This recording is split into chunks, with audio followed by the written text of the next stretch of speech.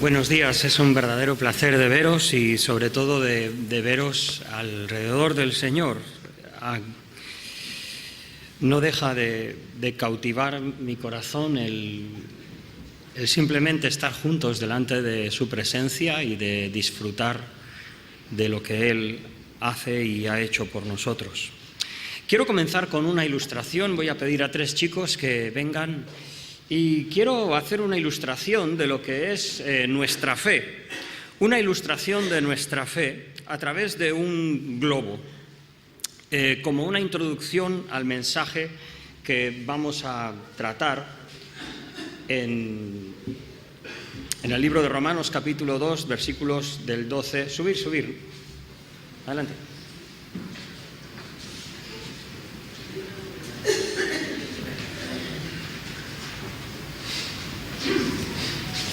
Muy bien, les he pedido a cada uno de que inflen el globo. Por favor, adelante.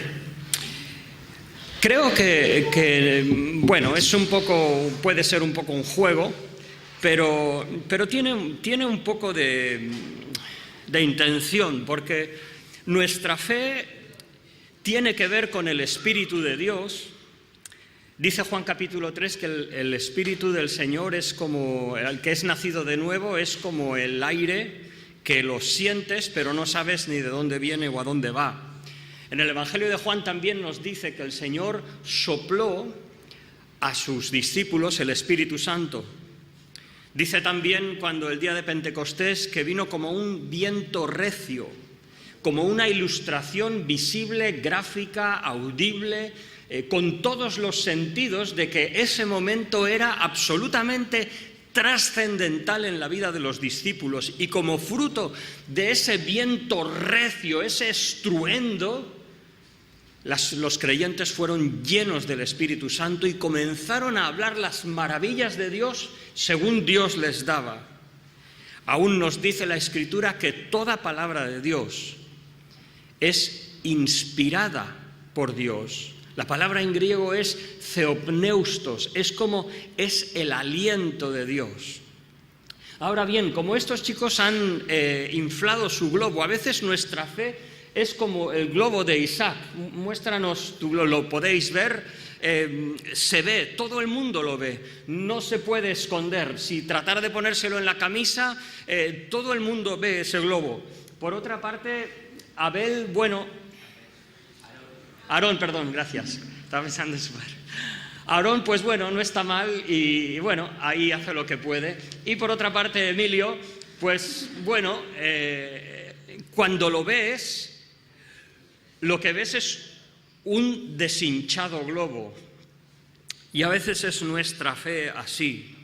A veces, como el globo inflado, es firme. Si le digo a Isaac que lo trate de doblar, lo reventaría. Si le digo a Aarón que lo doble, a lo mejor podría, pero si le digo a Emilio que se lo meta en el bolsillo, pues puede hacerlo porque es totalmente maleable. Es una fe de bolsillo que cuando se necesita se saca y cuando no se guarda. Por otra parte, hay otra cosa, y es que intenta darle un pequeño impulso a tu globo hacia el micrófono. Aarón, ¿puedes hacer lo mismo? Bueno. Emilio. El globo que es más grande, con un impulso gentil, sencillo, se mueve en la dirección... Muchas gracias, chicos. Muchas gracias. Podéis dejar los globos aquí. El globo que es fuerte, que es firme, que está lleno del Señor, un pequeño suspiro, un pequeño soplido sería suficiente para guiar ese globo. Cuando el globo está a medio gas, cuesta más. Hay que darle un golpe porque si no se cae. Pero cuando tenemos solamente un poquito de aire, no nos sirve para mucho. Hablando del tema que nos trata hoy, ¿cómo es nuestra fe? En medio de la pugna por defender la fe cristiana de la herejía en el siglo IV al principio, resulta que en el cristianismo se desarrolló una opinión herética, porque resulta que había quien decía que no había diferencia entre el Padre, el Hijo y el Espíritu, como que eran no solamente un solo Dios, sino que eran la misma persona manifestándose de diferentes modos. Ante este error, claramente, porque por ejemplo cuando el Señor Jesús está en el bautismo, vemos que el Señor está bautizándose, el Padre habla desde los cielos y hay una paloma que simboliza el Espíritu Santo, o sea, claramente hay tres personas. Entonces la Iglesia reacciona en contra de ese modalismo y entonces dice, no, cada uno es separado. Y en esa separación parecía muy normal decir que Jesús no era de la misma sustancia del Padre. Pues bien, esa opinión facilona parecía que era algo que todo el mundo aceptaba. Y el emperador Constantino, en el año 325, tratando de traer a la Iglesia a una unidad, llama a un hombre, a Atanasio, que por cierto tenía un amigo cordobés, Osio de Córdoba, muy importante en este concilio de la Iglesia 325, pero el emperador, que no era creyente, aunque bueno, se dicen muchas cosas, pero no leemos de una fe genuina, sino más bien una fe cristiana paganizada. Pero le dice a Atanasio, el mundo está contra ti. Y Atanasio tenía una fe como este globo, inflado, firme, que se guiaba por la palabra del Señor. Y Atanasio le responde al emperador y le dice, bueno, pues entonces Atanasio está contra el mundo. Me gustaría leer la palabra del Señor en Romanos capítulo 2, comenzando desde el versículo 12. Vamos a leer un pasaje donde Pablo continúa con esa fotografía de la humanidad, donde el hombre en sí aparece como pecador y en deuda delante de Dios. Romanos capítulo 2, versículo 12, dice, porque todos los que sin ley pecaron, sin ley también perecerán. Y todos los que por la ley pecaron, por la ley serán juzgados. Porque no son los oidores de la ley los justos para con Dios, sino los hacedores de la ley serán justificados. Porque cuando los gentiles o los paganos no tienen ley, hacen por naturaleza lo que es de la ley, estos, no teniendo ley, son ley a sí mismos, mostrando ellos la obra de la ley escrita en sus corazones, dando testimonio su conciencia y sus pensamientos, acusándose o aún excusándose unos a otros. El día en que Dios juzgará por Jesucristo los secretos de los hombres conforme a mi evangelio. Este pasaje, a veces con palabras o frases difíciles, en realidad ayuda en algunas versiones más, no lo he pensado en este momento, pero lo que presenta es al mundo en pecado delante de Dios y los hombres tratando de buscar, como solemos hacer, una forma en cómo recomponernos o cómo maquillarnos delante de la presencia de Dios. Estuvimos viendo el domingo pasado cómo a veces la tendencia es pensar que porque conocemos intelectualmente acerca de la fe ya es suficiente. Y la Escritura dice, oh hombre, tú que juzgas y haces lo mismo, o haces parecido, o pecas de la misma manera, eres inexcusable. Aquí lo que tenemos es lo que suele surgir cuando alguien te confronta con algo que has hecho mal, pues dice, hombre, este sí que es pecador, pero yo, los ladrones, la prostitución, la delincuencia, eso es pecado, pero yo, lo que yo hago no. ¿Por qué? Porque nos miramos unos a otros y parece que con eso ya nos justificamos. Dice la Escritura que no. Y aquí Pablo presenta, en relación a la ley, cómo está el hombre delante de Dios. Es esa pregunta que yo creo que 9 de cada 10 personas con las que hablo del Evangelio me responden en una de las primeras veces. Me dicen, bueno, Manuel, está muy bien lo que me dices de la historia de Jesucristo, me parece muy bien, pero ¿qué tal esos negritos del África, o esos esquimales de Groenlandia, o esos indios apaches, o esos otros habitantes que nunca han oído del Evangelio? Es un poco tratar de buscar los personas que no conocen el Evangelio o que no conocen la ley. Y frente a esto el apóstol Pablo lo que hace es presentar la fe del Señor Jesucristo frente al mundo. Al principio hablábamos de la fe, a veces como un globo, un poquito hinchado, un poquito más, o una fe llena del Espíritu, llena del Señor. Ayer le decía a los chicos, digo, necesito un globo que esté medio inflado, y me dijeron, dice, bueno, eso lo que puedes hacer es inflarlo y dejarlo un par o 3 de días. Me parece que es como nosotros, que de vez en cuando tenemos una experiencia preciosa con el Señor, pero es que se nos va el aire. Necesitamos ser llenados otra vez. Necesitamos alimentarnos de la palabra del Señor. Pues bien, hay 3 cuestiones que este pasaje nos muestra que a mí me parece que nos hablan de si nuestra fe es firme o maleable. Lo primero es la universalidad del Evangelio de Jesucristo. Una de las cosas que se muestran cuando nuestra fe empieza a flaquear es cuando empezamos a pensar que la fe en Cristo es una opción. Es como decir, bueno, es mi opción y cada uno pues que escoja lo que quiera. El apóstol Pablo no tiene esa comprensión de nuestra sociedad.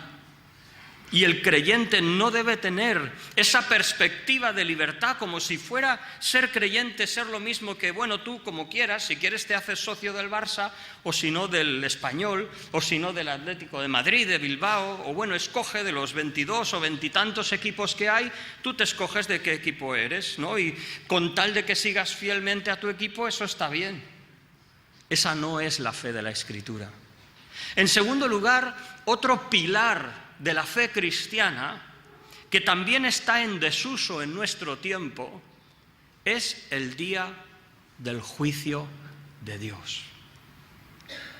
Parece que, bueno, como el mundo dice, ¿cuántos de vosotros habéis oído? No, si nuestro cielo está aquí, nuestro infierno aquí. O sea, aquí pagamos todo o aquí recibimos todo, aquí se acabó todo.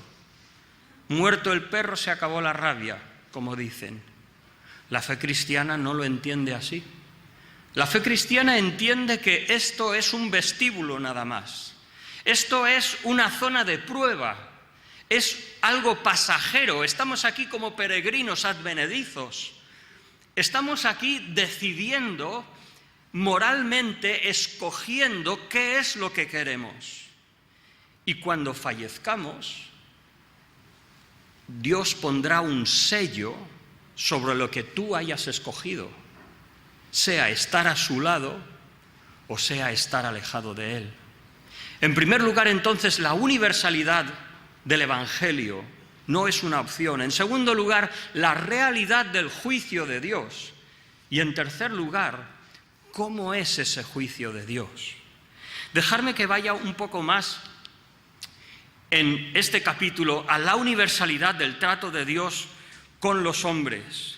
No importa cuántas religiones, profetas o mesías surjan en el mundo. Hace poco estaba oyendo la religión Bahá'í, un nuevo sincretismo con un nuevo Mesías, pretendiendo grandes sufrimientos, grandes virtudes y ofreciendo al mundo por fin una religión que abrace a toda la humanidad, llena de amor, llena de tal y cual, ignorando las grandes, absolutas diferencias que hay entre los hombres y confesiones religiosas.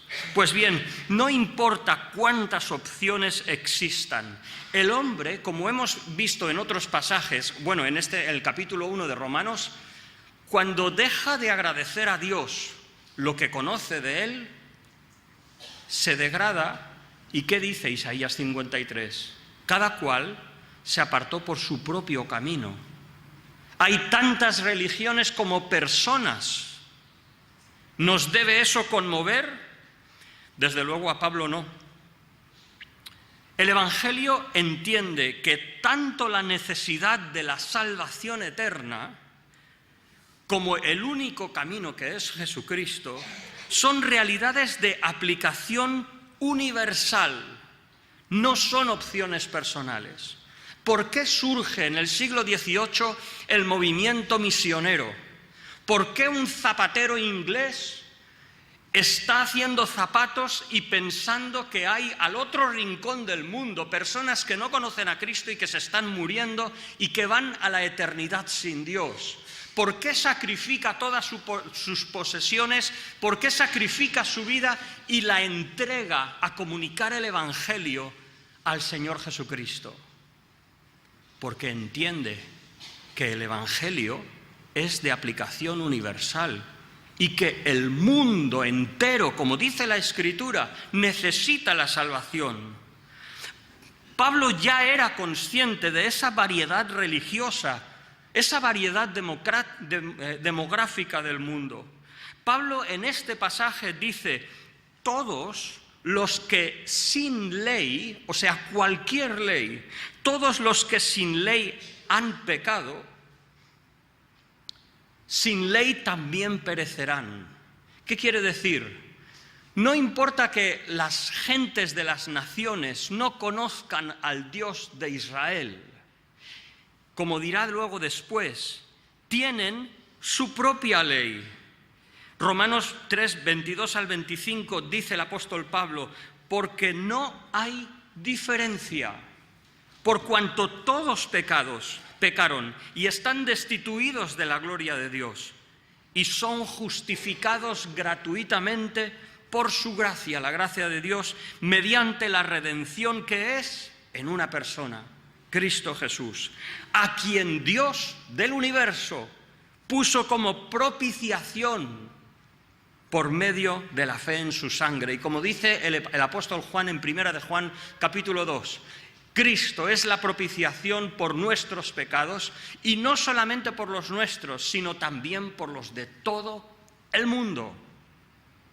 Entonces, aquellos que no tienen ley, como veremos después, tienen su propia conciencia como una primera y general revelación de Dios a todos los hombres de cualquier edad, de cualquier nación, de cualquier época.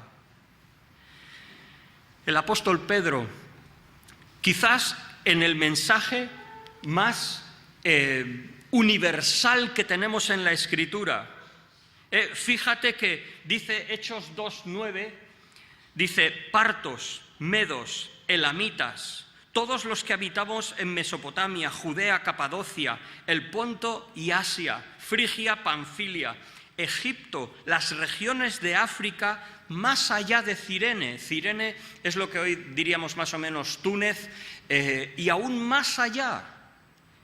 Romanos aquí residentes, judíos como prosélitos, dice, cretenses y árabes. Ese discurso de Pedro como el portavoz de los apóstoles, de aquellos testigos oficialmente nombrados por Jesucristo, como anunciadores del Evangelio, en ese mensaje universal dice: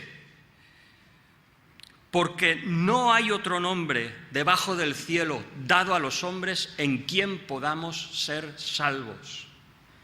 la universalidad del Evangelio, la universalidad del pecado.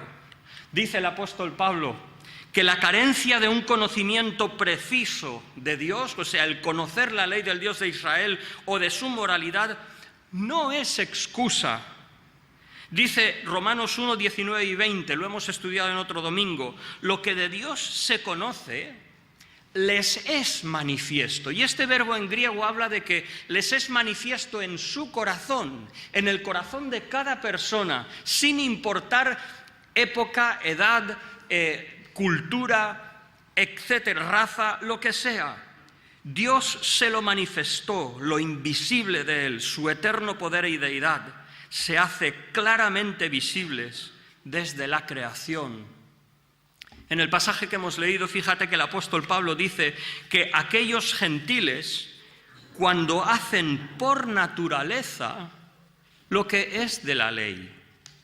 ¿Qué quiere decir? Que cuando una madre cuida de su hijo, está haciendo algo que Dios le agrada. ¿Y por qué lo hace? ¿Porque sabe que le agrada a Dios? No, es un instinto natural que Dios ha dado al hombre, que a veces tristemente se pierde. Y así nos da un síntoma de cómo es nuestra generación. Pero normalmente, ¿por qué hacemos lo correcto? ¿Por qué tú puedes ver personas que no creen en Dios y buscan ser honestas? Porque Dios ha puesto ahí una conciencia y por naturaleza, como dice el apóstol Pablo, hacen lo que es de la ley y son ley a sí mismos. Y muestran la obra de la ley escrita en sus corazones, dando testimonio sus conciencias. Pablo reconoce esa revelación común o general. Eso nos hace entender que tenemos un punto en común con todos los hombres. O sea, no, por mucho que una persona te diga, yo soy ateo, eso es una declaración de intenciones, porque dentro de su corazón lo que está haciendo es intentar negar una realidad. De hecho, es que él no puede negar a Dios. Dime, ¿cómo niegas a Dios? A Dios no se le puede probar en un tubo de ensayo, pero tampoco se le puede negar. Tienes un punto en común con cualquier persona, con tu vecino del tercero. Háblale del Señor, porque dentro de su corazón hay algo que busca a Dios. Por otra parte, esa revelación general lo que nos enseña es que no hay que descartar lo que a veces la gente te dice cuando hablas con ellos acerca de Dios. Porque puede que te digan algo que no es correcto, que no es específicamente cierto, pero tendrá una buena orientación quizás. Y lo que debemos hacer es decirle, mira, estás un poco equivocado, pero quizás tu intención es buena. Y a lo mejor lo que necesitas es encontrar al Dios de las Escrituras. Tenemos que tener esa solidez, ese fundamento en las Escrituras, sabiendo la maravilla y el milagro del texto bíblico que tenemos en las manos, sabiendo la certeza, la fiabilidad de los escritos sagrados acerca de la vida de Cristo, conociendo el poder de Dios, no solo en la creación, sino en nuestras personas. Tenemos que ser capaces de dar a la gente una referencia firme y segura de quién es Dios y cómo acercarse a Él. La revelación general explica el fenómeno de la religión.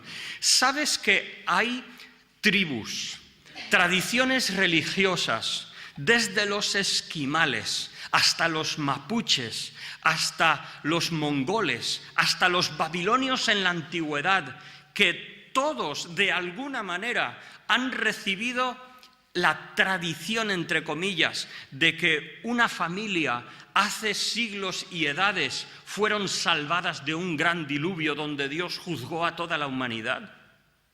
¿Por qué es eso? Porque lo que Dios reveló es cierto.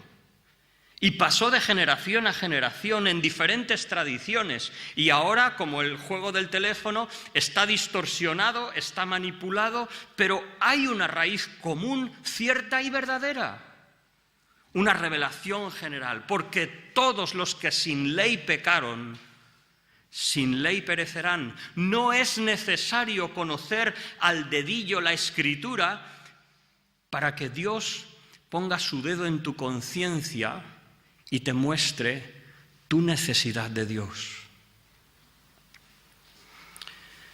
Hemos de ver por esta revelación general que cuando vemos una moral genuina en el mundo, cuando ves una familia con orden, una familia que funciona bien, una persona que es trabajadora, honesta, una persona que es, como decimos, un buenazo, un trozo de pan, gracias a Dios por ese don. No viene aparte de Dios, sino que viene en Dios y por la gracia de Dios. Así que, hermano, en primer lugar, muestra la fortaleza de tu fe, entendiendo, asumiendo y confirmando con la palabra de Dios que tanto el pecado del hombre, su necesidad de salvación, como el único camino que es Jesucristo, son verdades universales. Y Dios, como dice el apóstol Pablo, capítulo 17 del libro de los Hechos, versículo 31, ahora Dios llama a todos los hombres que se arrepientan, habiendo puesto un día, y ahí entramos en el segundo punto, juicio para los hombres por un hombre, Jesucristo. La segunda cuestión que muestra el vigor de nuestra fe, lo genuino de nuestra fe, es la cierta esperanza o consciencia de que tenemos un juicio de Dios. En primer lugar, porque seamos creyentes no quiere decir que nosotros vivimos ignorantes del juicio de Dios, como si no dice, a lo mejor me dices, Manuel, no dice la Escritura, el que oye mi palabra y cree al que me envió, no vendrá a condenación, mas ha pasado de muerte a vida, Juan 5:24. O a lo mejor Romanos 8:1, ahora pues ninguna condenación hay para los que están en Cristo Jesús, los que no andan conforme a la carne, sino conforme al Espíritu. Pero déjame decirte, no habrá condenación, pero juicio sí. Juicio sí. De hecho, es que el apóstol Pedro nos dice una verdad inquietante. Dice, es tiempo de que el juicio comience por la casa de Dios. Tremendo. El apóstol Pedro le está escribiendo a unos creyentes que han sido dispersados por Asia, Capadocia, Bitinia, y que están empezando a ser perseguidos. Todavía no es una persecución de sangre, pero están perdiendo sus bienes injustamente por gobiernos que persiguen a esa fe exclusivista que es el cristianismo. No tendrían problemas si tuvieran su Dios, pero de vez en cuando ofrecieran un poco de incienso al emperador, que también es Augusto y Dios. Pero estos cristianos que adoran solo a Dios es una molestia para el imperio.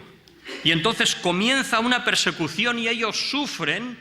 Y nosotros, claro, oraríamos por ellos, Señor, consuélales, ayúdales, fortaléceles. Pero el apóstol Pedro dice, mira, todo eso es cierto, pero déjame decirte que en el proceso el Señor nos está limpiando de nuestras escorias. El Señor está purificando nuestros corazones. A través de la pérdida de cosas, a través de sufrir injusticia por otros, tú aprendes a ser como Cristo, que recibía maldición y devolvía bendición. Aquel que, aunque era injuriado, aunque no era tenido en cuenta, seguía con ese amor, con esa compasión hacia la gente. Cuando nosotros sufrimos, tenemos la oportunidad de crecer, de ser purificados, y en ese sentido el juicio comienza por la casa de Dios. Y dice el apóstol Pedro, si el juicio comienza por la casa de Dios, ¿cuál será el fin de aquellos que no obedecen el Evangelio de Dios? Si nosotros aquí sufrimos dificultades, espérate lo que aquellos que no creen en el Señor vivirán cuando estén en su presencia y después. A veces nosotros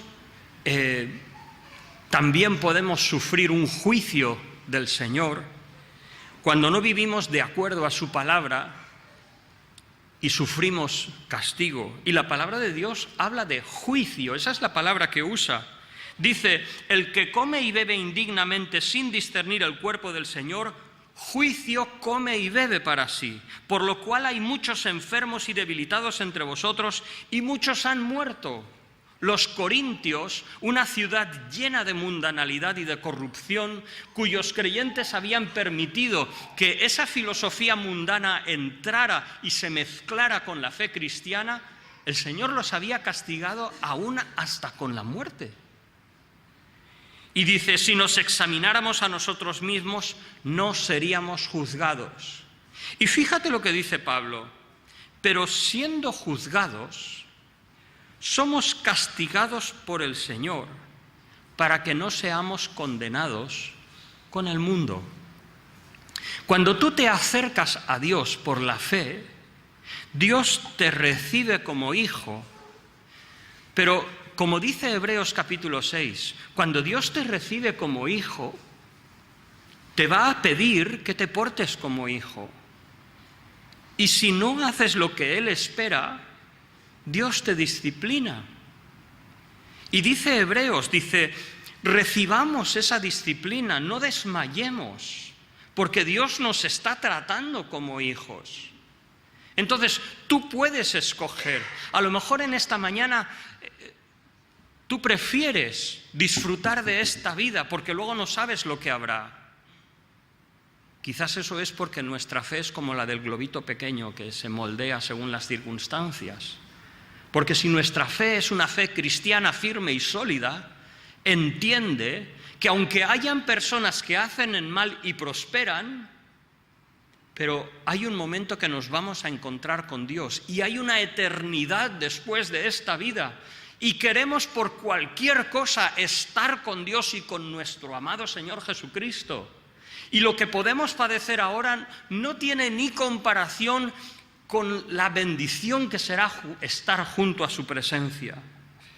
Así que preferimos acercarnos a la presencia del Señor, que Él nos juzgue, que Él nos trate ahora, pero que luego nos reciba. No queremos que nos ignore ahora y luego también. Aún el creyente dice Santiago 2:2, así hablad y así haced como los que habéis de ser juzgados por la ley de la libertad. ¿Cuál es la ley de la libertad? Casi me atrevería a preguntaros, ¿cuál es esa ley? ¿No es eso un oxímoron? ¿Sabéis lo que es un oxímoron? Por ejemplo, hablar de un silencio ensordecedor es un oxímoron, es una contradicción en sí mismo, porque el silencio no ensordece, ¿no? Pero hablar, por ejemplo, de una inteligencia absurda es un oxímoron, porque si es inteligencia no es absurdo. Entonces, hablar de una ley de libertad, ¿qué es eso? Pero es la ley que el Señor nos ha dado, de que ya no estamos sujetos a la ley. Nuestra espiritualidad no se mide por a ver cuántas horas oras, cuántos capítulos lees al día, a ver qué haces, cómo haces esto y lo otro, pero con toda esa libertad vendremos a la presencia del Señor y sus ojos como llama de fuego verán si lo que hemos hecho es oro, plata y piedras preciosas o madera, heno y hojarasca. Así hablad y así haced, como los que habéis de ser juzgados por la ley de la libertad, como aquellos que habéis sido concedidos, haz lo que quieras. haz lo que quieras con tu vida. Pero eso sí, como dice Salomón en Eclesiastés, sabe que luego vas a encontrarte con el Señor. ¿Realmente quieres acercarte a Dios? Pues Dios te da toda una vida. Cada día cuando te despiertas no te da 24 horas porque no dura eso el día. Duran 8, 10, 12 horas, 14, pero luego ya nos vamos a dormir. Pero tienes unas 14, 16 horas, escógelas cómo vivir para agradar a Dios. Y que sepas, no para vivir en temor, no para vivir en sufrimiento, pero para vivir como un hijo que ama a su padre y que lo que hace esté mejor o peor, pero lo hace por su padre. Son esas palabras de Pedro al Señor cuando dice: Señor, tú sabes todas las cosas, tú sabes que te amo. Me puedo equivocar en coger la espada y tratar de cortarle la oreja al siervo de Malco, pero la intención era buena. Entonces, eso es lo que va a ser probado de tu vida. No si has tratado de escaquearte cuando podías, no si has... bueno, esto no tiene importancia. Bueno, con todo lo que tengamos nos vamos a presentar delante del Señor. Existe un juicio de Dios para la propia casa de Dios y, por supuesto, existe un juicio de Dios para las personas no creyentes. Fíjate lo que dice la Escritura. Primera de Timoteo 5:24. Los pecados de algunos hombres se hacen patentes antes que ellos vengan a juicio, pero a otros se les descubren después. No aparece en la Escritura como que Dios juzgue al pecador aquí en la tierra. Dice la Escritura: está establecido para los hombres que mueran una sola vez y después el juicio. Lo que pasa es que el pecado se puede manifestar aquí, pero no quiere decir por eso que el Señor lo juzgue. Dios no trata estrechamente con el pecador, trata con su Hijo y lo limpia. Ayer esos versículos que leímos, Dios conoce nuestra entrada, nuestra salida. Me rodeaste con tu presencia, tú conoces todos mis pensamientos y mi palabra, antes de que esté en mi boca, tú ya la conoces. El Señor nos conoce, está a nuestro lado. Él conoce nuestras circunstancias y desea usar aún nuestra adversidad como una forma de depurar tu vida. Sométete a eso. No mires a los incrédulos como lo hizo Asaf en el Salmo 73, que dice: ay, Señor, los impíos prosperan. A lo mejor es que yo en vano he limpiado mi corazón. En absoluto. Toma la disciplina del Señor como parte del trato de Dios, que te limpia, que te ayuda, que forja tu corazón, que curte tu alma, para que un día te encuentres delante de Él y estés realmente preparado, gozoso, y puedas oír del Señor: bien, buen siervo y fiel, sobre poco has sido fiel, sobre mucho te pondré. Entra en el gozo de tu Señor. ¡Qué maravilla! Ahora, para el no creyente, como hemos leído, está establecido para los hombres que mueran una sola vez y después el juicio. En tercer lugar, y ya termino, ¿cómo es entonces el juicio de Dios según estos versículos? En primer lugar, es un juicio justo, coherente, acorde a cada uno. Dice la Escritura: si no han pecado por la ley, si han pecado sin conocer la ley, no voy a traer algo desconocido para ellos para juzgarles. Su propia conciencia da testimonio de lo que ellos han hecho. Dice, sin ley perecerán. No hablamos de forma de salvación, sino que Pablo asume que el hombre está en pecado, no importa su trasfondo, geografía o circunstancias. La ley de los gentiles, dice, hacen por la naturaleza lo que es ley, y son ley a sí mismos, y dice el versículo 15, acusándoles o defendiéndoles sus razonamientos. Me encanta este versículo, porque no te equivoques, hay cosas que las personas que no son creyentes hacen bien y a lo mejor lo hacen mejor que nosotros. ¿Por qué? Pues quizás porque el pecado ha hecho más mella en nosotros y aunque nos hemos convertido al Señor, pero todavía tenemos que crecer y limpiar nuestras vidas. Pero hay cosas que los pecadores dicen, oye, yo trabajo, ¿no? Tú le dices, tú eres pecador, y te dicen, no, oye, yo trabajo, cuido de mi familia. ¿Qué le vas a decir? No, ¿eso está mal? No, eso es bueno. Y eso es un instinto que Dios ha puesto, y mira, gracias a Dios, tú estás haciendo eso que está muy bien. Pero déjame decirte que te falta otra parte muy importante. Y es que teniendo dentro de tu corazón un instinto hacia Dios, quizás no le estás buscando, sino que vives de espaldas a Él. Y es esa adoración, esa búsqueda de Dios lo que te falta, además de que te falta conocer su palabra, su santidad, su carácter. El juicio de Dios es coherente.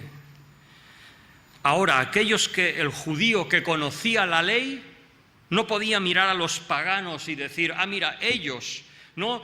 Los judíos decían, los gentiles son el combustible del infierno que Dios ha creado. Pues no. El conocimiento de la ley, como dice la Escritura y dice aquí Pablo, te hace responsable. No son los oidores de la ley los justos ante Dios. O sea, el oír está muy bien. Pero cuando estemos delante del Señor no le podemos decir, mira Señor, yo es que fui cada domingo y escuchaba muy bien tu palabra. Y son los hacedores, los que se toman la palabra de Dios como que me está diciendo algo y tengo que responder. Pero el juicio de Dios será por Jesucristo, conforme a mi evangelio. Si Dios preguntara, ¿has pecado?, no tendríamos opción. Pero cuando estemos delante de su presencia, no le diremos, Señor, yo he intentado lo que he podido. No. La pregunta será, el Señor dirá, ya sé que eres pecador, sé que no podías hacer otra cosa, y que aunque has hecho algo bueno, pero también has hecho tantas cosas malas, que no puede dar cabida a mi presencia nada que sea malo, porque lo que es malo, lo que es impuro, despierta de Dios una reacción justa y de ira para castigarlo. Entonces, ¿qué vas a hacer? La pregunta es, ¿has creído que Jesucristo es tu Salvador? ¿Has aceptado el mensaje de mi Hijo? ¿Lo has tomado como tu mensaje? Dios juzgará, pero por Jesucristo, los secretos del corazón, porque hay cosas que solo Dios las conoce. En conclusión, entre la verdad absoluta de Jesucristo y el relativismo de nuestro tiempo, ¿dónde está nuestra fe? ¿Qué globo representa nuestra fe?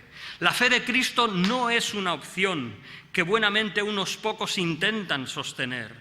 El Evangelio es un Evangelio universal. Y una pregunta, ¿crees tú que eres poseedor de la verdad absoluta? ¿No? Como alguien te dice, ¿es que tú crees que tú conoces o que sabes la verdad absoluta? Pues no. Pero soy seguidor de la verdad absoluta que es Cristo. Dice el apóstol Juan, sabemos que somos de Dios y el mundo entero está bajo el maligno, pero sabemos que el Hijo de Dios ha venido y nos ha dado entendimiento para conocer al que es verdadero. No mi convicción, no mi opinión, pero sí Jesucristo. Y estamos, dice el apóstol Juan, en el verdadero, en su Hijo Jesucristo. Este es el verdadero Dios y la vida eterna. Y por si acaso no queda claro, dice Juan, hijitos, guardaos de los ídolos. Por último, siendo consciente del juicio de Dios, ¿vivimos a la luz de esa realidad?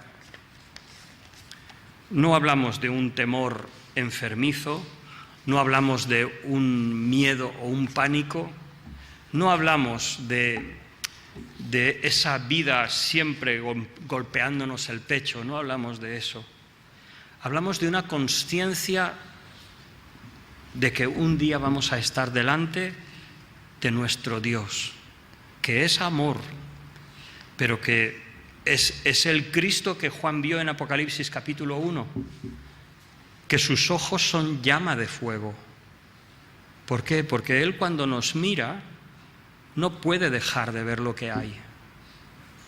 Que encuentre honestidad, transparencia, dedicación. Que el Señor nos ayude.